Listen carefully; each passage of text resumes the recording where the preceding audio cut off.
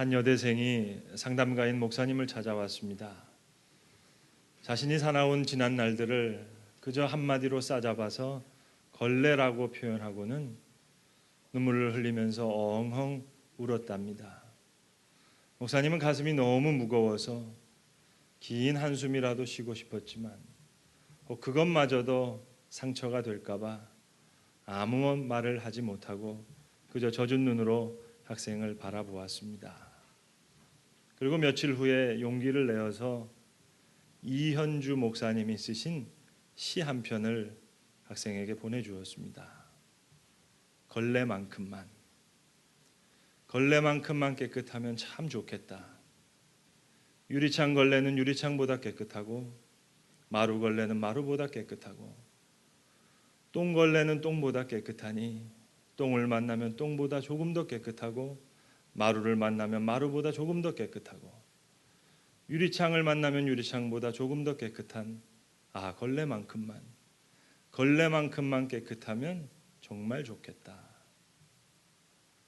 이 시를 받아든 여학생이 다시 한번 며칠 후에 목사님을 찾아와서는 다시 아무런 말을 하지 않고 눈물을 흘리면서 울었다는 겁니다.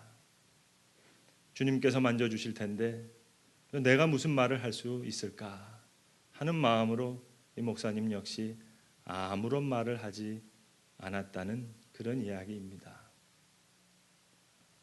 데이빗 배너 교수가 쓴 사랑에 항복하라라는 제목의 책이 있습니다.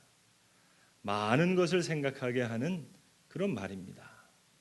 사랑에 항복하라. 사람들은 그토록 사랑을 갈망하면서도 사랑을 받지 못합니다. 사랑을 원하면서도 사랑을 믿지 못합니다.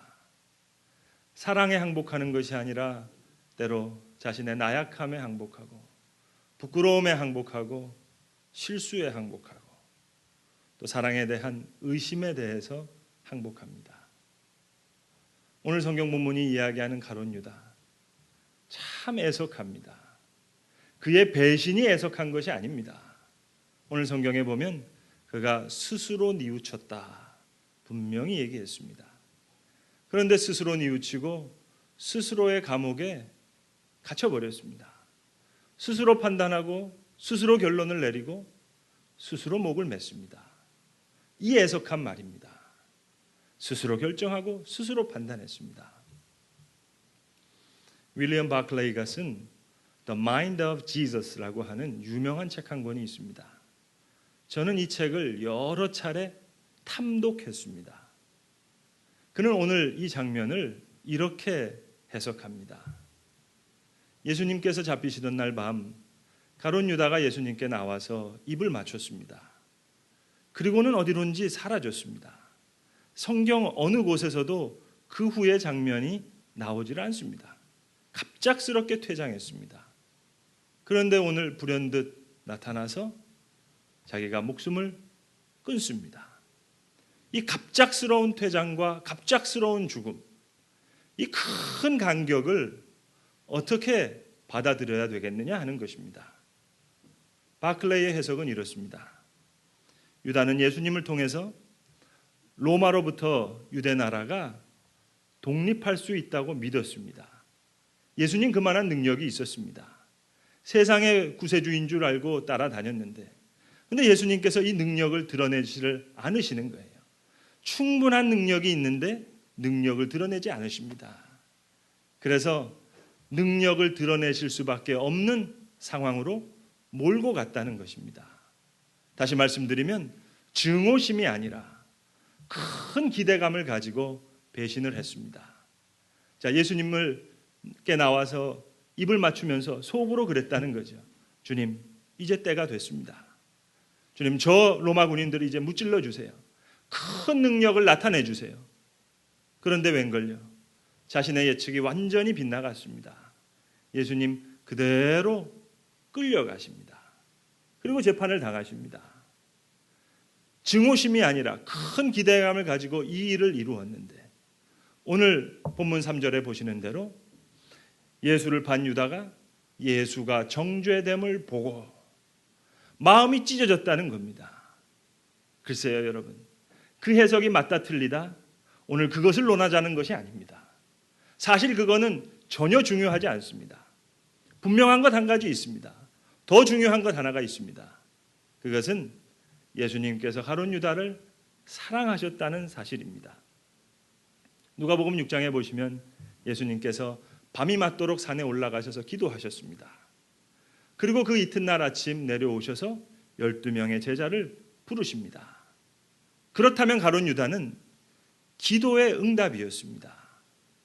배신이 있기 훨씬 이전에 예수님의 선택이 있었습니다. 사랑이 있었습니다. 그의 배신보다 예수님의 선택과 사랑이 훨씬 더 중요한 것이었습니다. 사실 따지고 보면 모든 제자들이 다 부족했습니다. 야고보와 요한 형제를 한번 생각해 보세요. 그들의 별명이 뭡니까? 우레의 아들입니다. 성격이 불같이 급했습니다. 그리고 예수님께서 잡히시기 전에는 한 사람은 주의 우편에 한 사람은 주의 좌편에 있기를 원할 만큼 욕심이 많은 사람이었습니다. 하지만 우리 주님, 그들이 갖고 있는 많은 욕심, 거기에 마음을 두지 않으셨습니다. 그들의 불같은 성격, 개의치 않으셨습니다. 베드로는 어떻습니까? 허세가 있습니다. 거침없이 어느 때건 칼을 뽑을 수 있는 그런 거친 성격의 소유자였습니다마는 부족한 가운데 우리 주님 반석이라 부르시면서 베드로를 세우셨습니다. 가룟 유다만 놓고 보더라도 예수님 계속 그에게 사랑으로 호소하셨습니다. 요한복음 6장 70절에 보시면 예수님께서 오병이어로 5,000명을 먹이셨습니다. 많은 사람들이 이제 유대인의 왕으로 예수를 옹립하고자 할 때에 예수님께서 그 제안을 다 거절하시고 이제 그것을 거부하십니다. 그러자 많은 사람들이 다 돌아갔다고 했습니다. 그래서 예수님께서 제자들을 붙들면서 너희도 가려느냐? 그렇게 묻습니다. 그때 베드로가 유명한 고백을 합니다. 영생의 말씀이 주께 계시오매 우리가 네게로 가오리이까. 충성을 다짐했습니다. 다른 모든 제자들도 주님을 떠나지 않겠다고 확언했습니다. 그때 하시는 말씀이었습니다. 내가 너희 12를 세웠으나 그 중에 하나는 마귀니라. 여러분, 이 말씀을 저주로 받아들이십니까? 아닙니다. 예수님께서 가룟 유다를 향해서 계속 사랑으로 호소하시는 거예요.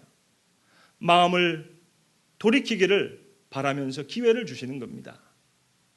최후의 만찬 석상에서도 예수님께서 떡을 떼셔서 한 조각을 직접 가룟 유다에게 주었습니다. 이 떡을 내가 포도주에 적시고 주는 그 자가 나를 팔 것이다. 마지막 순간까지 호소하시는 겁니다. 여러분, 이것을 저주로 느끼십니까? 요한복음 13장 27절에 분명히 이야기하기를 사탄이 유다의 마음속에 들어갔다 얘기했습니다. 그 바로 직전까지 예수님 계속 사랑으로 유다에게 호소하신 겁니다. 그러나 가룟 유다가 마음을 닫았습니다. 따지고 보면 유다만 배신한 게 아닙니다. 베드로 어떻습니까? 칼을 뽑아 들면서 예수님 보호하려고 했습니다만 그저 멀찍이 따르면서 주님께서 재판당하시는 그 장면에서 저 뒷에서 그저 하속들과 불을 쬐면서 예수님을 모른다고 부인했습니다. 아니, 저주까지 했습니다. 12제자 다 뿔뿔이 흩어졌습니다. 예수님의 시신을 수습한 사람 12제자가 아닙니다. 아리마다 요셉과 니고데모가 나와서 예수님의 시신을 수습했습니다. 모두가 비틀거리고 말았습니다. 배신은 엄청난 일이었지만 예수님께서 십자가에 그 배신 때문에 죽으신 것이 아닙니다. 예수를 팔기로 유다가 마음을 먹기 훨씬 이전에 예수님은 스스로 목숨을 내어놓기로 마음에 결정했습니다. 유다와 예수님의 이 관계를 무너뜨릴 힘이 유다에게는 없습니다. 그 두 사람의 관계가 유다에게 기초한 것이 아니라 예수님의 선택에 있었기 때문입니다. 우리 주님 만약 기회가 있으셨다면 가룟 유다를 붙들고 말씀하셨을 거예요. 너의 배신이 나를 참으로 아프게 했다마는 나의 선택과 사랑은 이 모든 것을 회복시킬 수 있다. 치유할 수 있다고 말입니다. 너의 배신보다 나의 선택과 사랑이 훨씬 더 중요하다고 말입니다. 그러나 유다는 스스로의 감옥에 갇혔습니다. 이것이 애석하고 이것이 슬픕니다. 배신은 결코 용서될 수 없는 것이라고 스스로 믿었어요. 배신자는 더 이상 살 필요가 없다. 생명의 연장의 권한이 없다고 스스로 생각했습니다. 저는 토니 캠폴로라고 하는 미국 목사님을 참 좋아합니다. 이분 백인 목사님이신데 흑인 교회에서 자라셔서 설교도 흑인 목사님 흉내를 내시면서 하시는데, 제가 프린스턴 유학 중에 이분이 프린스턴에 직접 오셔서 설교하는 것을 제가 한번 듣게 됐습니다. 그리고 이분의 설교에 그냥 홀딱 반해버렸습니다. 이분이 설교 말씀을 하시면서 자신이 홀딱 반한 흑인 목사님 흉내를 내시는데요. 이 목사님은 자신이 홀딱 반한 목사님 흉내를 내시는데, 저는 이 흉내 내시는 캠폴로 목사님한테 그냥 홀딱 반해버렸어요. 이분 설교를 들으면 그냥 배꼽 잡고 웃는데, 웃다가 보면 은혜가 돼요. 그런 아주 특별하신 목사님이신데, 그분이 흑인 교회를 다니시게 됐던 계기에 대해서 말씀을 하시는 겁니다. 자신이 19살 나던 해에 학교 친구였던 클래런스라고 하는 친구가 죽게 됐습니다. 그 장례식에 참석하기 위해서 그 친구가 다니던 흑인 교회에 출석하게 됐는데, 그 장례식이 전혀 슬프지가 않고 자신이 경험해보지 못했던 해피타임, 너무 즐거운 시간이었다는 겁니다. 여기서 큰 충격을 받게 됩니다. 이 연세 높으신 흑인 목사님이 이제 설교를 하시는데, 천국에 대해서, 천국의 놀라운 영광에 대해서 아주 행복과 기쁨에 차서 설교를 하시는데, 이 얼마나 설득력이 있든지 중간에 이런 생각까지 들더래요. 차라리 내가 대신 죽었으면 좋겠다. 그 친구 대신 내가 죽었으면 좋겠다 할 만큼 아주 설득력 있게 그렇게 설교를 하시는데, 이 미국 장례식은 여러분 뷰잉이라고 합니다. 관뚜껑을 열어놓고 모든 조문객들이 이 시신을 보게 이렇게 돼 있는데, 그러니까 이 흑인 목사님이 이 19살 난 죽은 클래런스를 보면서 이 시신 옆에서, 관 옆에서 계속 이 학생을 보면서 설교한 거예요. 야, 내가 참 많은 얘기 해주고 싶었는데 너 너무 일찍 갔다. 그러면서 이제 너가 가게 될 천국에 대해서 아주 멋있게 아름답게 이제 설교를 하셨는데, 이제 설교를 좀 끝내야 될 거 아닙니까?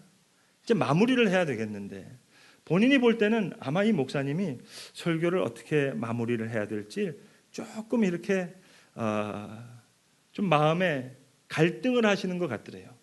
설교자가 그럴 때가 있거든요. 이거 마무리를 해야겠는데, 그래서 이걸 지금 좀 조마조마하게 생각하고 있는데, 이렇게 설교를 하더랍니다. Clarence, that's it. 나 할 말 다 했다. 이제 끝이다. 그러면서 설교를 끝내야 되겠는데 조금 어색했는지 계속 이렇게 얘기하시는 거예요. Clarence 이름을 부르면서. 여러분, 하다 보면은 말 못할 때 뭐라고 얘기합니까? Good night, Clarence 해버린 거예요. 잘 자라, Clarence. Good night, Clarence. 그러면서 관뚜껑을 꾹 잡고 있다가 꽝 하고 닫았어요. Good night, Clarence. 꽝. 그러니까 모든 유족들과 조문객들이 어안이 벙벙한 거예요. 이게 무슨 일인가?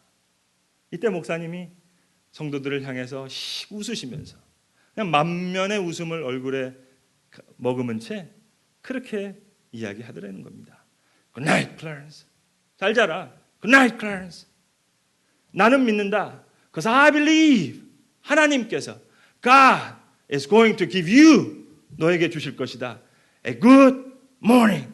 좋은 아침을 꽝. 그랬더니 갑자기 성가대에서 일어나가지고요, 할렐루야 찬양을 부르면서 막 엉덩이를 흔들면서 춤을 추는데 정신이 하나도 없더라는 거예요. 그런 경험을 처음 했다는 겁니다. 그리고는 흑인교회를 다니게 됐다는 그런 얘기였습니다. 성도 여러분, 우리를 슬프게 할 수 있는 슬픔 이 세상에 없습니다. 하나님께서 용서하시지 못할 죄 이 세상에 없습니다. 베드로를 붙잡으면서 내가 나를 사랑하느냐 3번 물으셨던 주님께서 아마도 가룟 유다에게는 30번 아니면 300번이라도 그가 깨달을 때까지 그를 붙잡으시면서 물으셨을 거예요. 내가 나를 사랑하느냐? 내가 나를 사랑하느냐? 내가 나를 사랑하느냐? 가룟 유다가 스스로의 감옥에 갇혀 있지 않았다면 말입니다. 탕자가 집에 돌아옵니다. 나를 보고 아버지를 보면 부끄럽고 그저 두렵기만 합니다. 고개를 들고 살아갈 수 없는 존재입니다. 그러나 아버지를 보고 나를 보니 나는 소중한 존재가 됐습니다. 세상이 바뀌었습니다. 기뻐하는 아버지, 정신없이 기뻐하는 아버지를 보고 나를 보니 나는 그만 소중한 존재가 되어버렸단 말입니다. 이 모양 저 모양의 과거 기억할 필요 없습니다. 여러분, 다른 사람은 몰라도 가룟 유다는 살았어야 될 사람입니다. 배신자로 얘기하면 베드로가 배신자입니다. 3번씩이나 부인했습니다. 부인만 한 것이 아니라 저주까지 했습니다. 의심 많은 도마? 거기가 어디라고 옆구리에 손을 넣겠다는 겁니까? 아주 못된 사람입니다. 엠마오로 가는 두 제자 예루살렘에 있었다면서, 부활의 소식을 들었다면서 어두운 얼굴을 하고 길을 걷고 있습니다. 살아서 뭐합니까? 폭행자요 핍박자였던 사도 바울, 죽어야 될 사람이 있다면 그가 죽어도 100번 죽어도 할 말 없는 사람입니다. 그러나 예수님 그들을 찾아가시는데요. 한 사람 한 사람 찾아가십니다. 시리에 빠져서 갈릴리에 가서 물고기 잡고 있는 베드로를 찾아가십니다. 할 말 많으시죠? 그래, 꼴 좋다. 왜 여기 와서 고기 잡고 있느냐? 내가 뭐라 하더냐? 왜 부인까지 하면서 저주까지 했냐? 참 꼴 좋다. 할 말 많으시지만 우리 주님 아무런 말씀하지 않으셨습니다. 갈릴리 호숫가 아침에 오셔서 베드로야, 여기 와서 초반을 먹으라. 그러면서 조용히 물으셨습니다. 내가 나를 사랑하느냐? 의심 많은 도마에게는 옆구리와 손을 다 보여주셨습니다. 엠마오로 가는 두 제자와 함께는 길을 걸으셨습니다. 다메섹으로 예수를 핍박하기 위해서 가는 바울을 만나주셨습니다. 사울아 사울아 내가 어찌하여 나를 핍박하느냐? 누구에게나 찾아가 주시는 주님이었던 것입니다. 그러나 가룟 유다 스스로 예수님이 오시는 것을 차단했습니다. 스스로 뉘우치고 스스로 결론을 내렸습니다. 그리고 대제사장과 장로들을 찾아갔다고 했습니다. 오늘 그들이 뭐라고 얘기합니까? 그것이 우리와 무슨 상관이냐? 내가 당하라. 들을 마음이 없는 사람들이에요. 들어도 어찌할 해결할 능력이 없는 사람입니다. 그런데 그들을 찾아갔어요. 이 거부된 말, 되돌려질 수 없었던 은30. 만약에 예수님의 발 앞에 와서 그들이 무릎을 꿇었다면 전혀 다른 이야기가 되는 것 아니겠습니까? 이것이 애석합니다. 성경 어디를 펴보세요. 주님을 만나려고 했다가 못 만난 사람이 있었습니까? 17년간 혈류증을 앓았던 여인, 예수님 옆에 와서 옷자락이라도 만지고 싶었는데 예수님 뒤를 돌아서 그 여인을 만나주셨습니다. 높은 나무 위에 올라가서 얼굴이라도 보고 싶었던 삭개오, 예수님께서 삭개오야 내려오라 말씀하셨습니다. 원래 세례 요한의 제자였던 요한과 안드레, 선생님 어디서 유하십니까? 그저 한마디 물어봤는데 예수님 뭐라고 대답하셨습니까? 와서 보라. 함께 유하게 할 뿐만 아니라 함께 거하게 하고 제자로 받아들여 주셨습니다. 세리마태는 어땠습니까? 선생님 저녁에 우리 집에 오셔서 식사하실 수 있습니까? 주변 사람들의 얘기는 죄인 중에 죄인이랍니다. 길모퉁이에서 납세소 차려놓고 사람들의 돈을 착취하던 사람이었습니다. 하지만 그가 죄인이라는 사실, 그거 예수님 마음에 중요하지 않았습니다. 그가 착취한 재물로 화려한 주택을 지었다 한들 그거 예수님한테 중요한 것이 아니었습니다. 마태가 나를 원한다. 나와 함께 있기를 원한다. 그것만 소중하게 여기셨습니다. 그리고 그와 함께 거하시면서 함께 시간을 보내셨습니다. 그러나 여러분, 가룟 유다 같은 사람이 있어요. 보아도 보지 못하고 들어도 듣지 못하는 사람이 있습니다. 예를 들어 예수님을 찾아온 젊은 관원이 그랬습니다. 선생님, 내가 무엇을 하여야 영생을 얻겠습니까? 영생과 구원을 운운했지만 그 속마음은 뭐였습니까? 내가 이만큼 율법을 잘 지킵니다. 그거 드러내보고 싶은 사람이었습니다. 비유로 말씀드리면 마태와 그리고 삭개오가 마치 의사를 원했었다면 이 젊은과는 약을 원한 사람입니다. 이 젊은과는 그저 퀴즈에 답을 원한 사람이었고 다른 하나님을 만난 사람들은 다 스승을 원한 사람이었습니다. 구원과 영생을 운운했지만 다른 하나님을 아들을 만나기 원했던 사람들은 구원을 넘어서 구원자를 만나고 싶은 사람들이었습니다. 스스로가 한 질문, 스스로가 한 대답에 그만 함정에 빠져버리고 말았습니다. 성경은 그래서 그가 근심하여 돌아갔다, 이렇게 말씀하고 있습니다. 성도 여러분, 오늘 현대인의 가장 심각한 문제가 뭐라고 생각하십니까? 너무 잘났어요. 다들 옳아요. 신문지상의 뉴스에서 우리의 마음을 괴롭히게 하는 모든 일들의 그 이유가 무엇입니까? 스스로 판단하고 있어요. 왜 스스로 판단하고 스스로 정죄하고 스스로 결론을 내려서 해결할 수도 없는 대제사장들과 장로들에게 나아가냐 하는 말입니다. 스스로 결론을 내요. 이 자기 절대화, 자기 정당화, 자기 우상화, 정말 그렇습니까? 정말 여러분의 판단이 맞습니까? 다들 목이 곳곳이 서 있습니다. 정말 죽일 사람입니까? 상종 못할 인간일까요? 스스로 결론을 내리고 스스로 판정을 하고 스스로 죽이겠다고, 아니 스스로 죽겠다고 결론을 내어버리고 맙니다. 일본에서 교폰을 잡고 계신 미츠다니 오사무 선생님이 쓰신 얘들아 너희가 나쁜 게 아니야 라는 제목의 책이 있습니다. 일본 밤거리에서 헤매고 방황하는 이 학생들을 직접 선생님이 찾아 나가신 거예요. 그래서 14년 동안 무려 5,000명의 아이들을 데리고 와서 세상은 살만한 거라고, 행복이 있다고 그렇게 얘기해 주신 선생님입니다. 이 오사무 선생님의 책 표지에 이런 글이 적혀 있습니다. 선생님, 저 도둑질 한 적 있어요. 괜찮다. 저 원조 교제 했어요. 괜찮다. 친구 왕따시키고 때리고 괴롭히고 그 친구가 죽기까지 했습니다. 그것도 괜찮다. 본드했어요. 괜찮다. 폭주족이었어요. 괜찮다. 저 손목에 손목 그은 적 있어요. 그것도 괜찮다. 선생님, 저 죽어버리고 싶어요. 다 괜찮지만 그것만은 안 된다.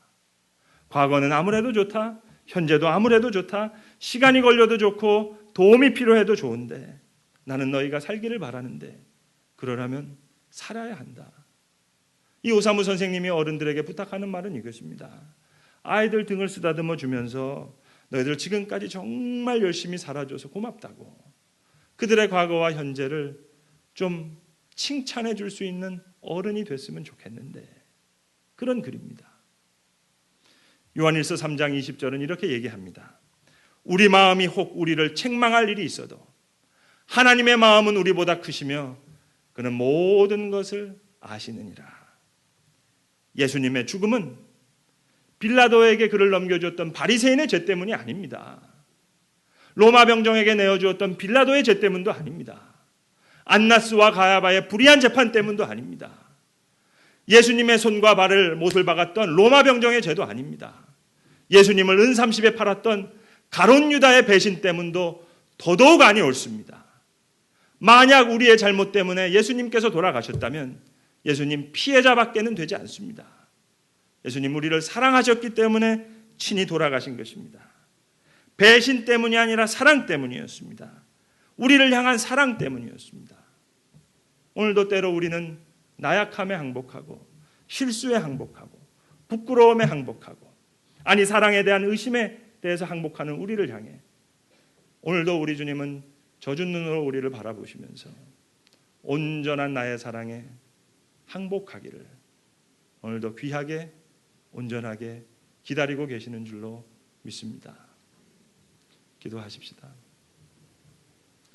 아버지 하나님, 사랑받기를 갈망하면서도 사랑받지 못하고 사랑을 원하면서도 사랑을 믿지 못하는 저희를 불쌍히 여겨주시옵소서. 때로 나약함에 매이며 또한 부끄러움과 실수에 항복하고 스스로 판단하고 스스로 정죄하여 스스로의 감옥에 갇혀있는 저희들을 주께서 긍휼히 여겨주시고 오늘도 우리를 찾아 헤매시고 또한 기다리시는 주의 품에서 참된 평안과 안식을 얻게 하여 주시옵소서. 예수님의 이름으로 기도합니다. 아멘.